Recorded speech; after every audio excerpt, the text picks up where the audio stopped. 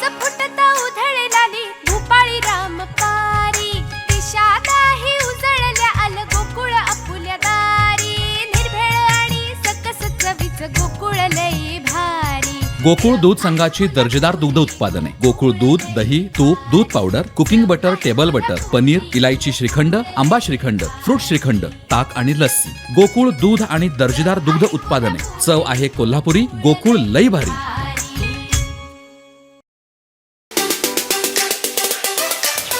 कोकणात काही दिवस मुसळधार पाऊस पडतोय। ऑरेंज अलर्ट आता जाहीर केलेला आहे आणि आपण बघतोय की कोकणातली लाईटची परिस्थिती अतिशय भयानक अशी आहे। आता आम्ही इथे MSCB ऑफिसमध्ये सावंतवाडीत आलो आणि तिथे आम्ही उप अभियंता चव्हाण यांची भेट घेतली। सगळे ग्रामस्थ होते, म्हणजे कोणशी दाभील असेल, माडखोल असेल, सातोळी त्याच्यानंतर कावळाटचे, परत सावंतवाडीतले, सराठा ह्या सगळ्या भागातले नागरिक इथे आलेले होते।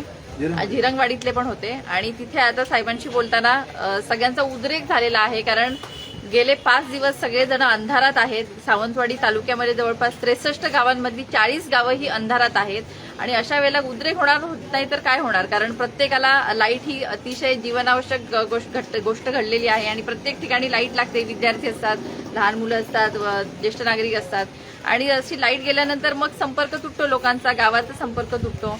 आज पूर्वी ऑडिट न झाल्यामुळे किंवा पाहणी न केल्यामुळे बरेचसे फांद्या तुटून त्या ह्याच्यावर पोलवर वगैरे पडलेले आहेत। आम्ही प्रत्यक्ष जाऊन घटनास्थळी पाहणी केली आहे। सकाळपासून आम्ही बऱ्याच ठिकाणी फिरलो, बघितलं आणि तिथे पाहिलं तर अतिशय भयानक परिस्थिती आणि इथे वायरमन जागेवर नाहीयेत किंवा कॉन्ट्रॅक्टमध्ये काही वायरमन असतील ते कमी संख्येमध्ये असल्यामुळे ते पुरत नाहीयेत। मग त्यामुळे पुरेशी खबरदारी पावसाच्या अगोदर घेतली पाहिजे, प्रशासनाने त्याच्यामध्ये लक्ष घातलं पाहिजे आणि लक्ष जर घातलं असेल तर मग अधिकारी काम करत नाहीये का, नेमकं काय होतंय, कशामुळे हे घडतंय, म्हणजे अधिकारी ऐकत नाहीयेत की प्रशासन कमी पडतंय की ग्रामस्थ तर तक्रारी दिवसेंदिवस मांडतायत, इथे येऊन चक्रावर चक्रा मारतायत, पण आज त्यांना कुणी वाली राहिलेला नाहीये आणि अतिशय भयानक परिस्थिती आहे। प्रत्येक ठिकाणी वाईट परिस्थिती आहे। ओटवण्यामधला आमचा एक तरुण लहान मुलगा शाळेत दुर्दैवी मृत्युमुखी पडला का, तर ओटवण्यातल्या लोकांनी इतके वेळा त्यांनी मागणी केलेली की आमचा तो ट्रान्सफर करून द्या, दुसरीकडे शिफ्ट करा।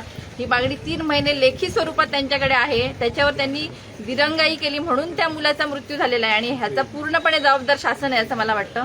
आणि हे अशा घटना पुन्हा घडू नये किंवा ह्याची खबरदारी शासनाने घेतली पाहिजे, पण तसं काही होताना दिसत नाहीये।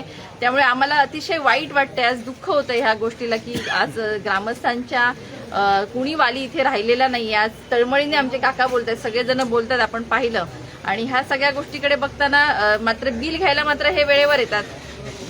स्वतः रिडिंग न घेता 40-40 आता प्रत्येक गावामध्ये 30-40 घरं असतील, प्रत्येक ठिकाणी येतात काही लोक, अंदाजे रिडिंग घेतात, बिल मात्र भरमसाठ घेतात आणि हे पैसे घेऊन आता ग्रामस्थांनाच मूलभूत सोयी मिळत नाहीये। तर मग लोकांनी करायचं काय, जायचं कुठे, भांडायचं कोणापाशी आणि काय करायचं, हा प्रश्न सगळ्यांना पडलेला आहे।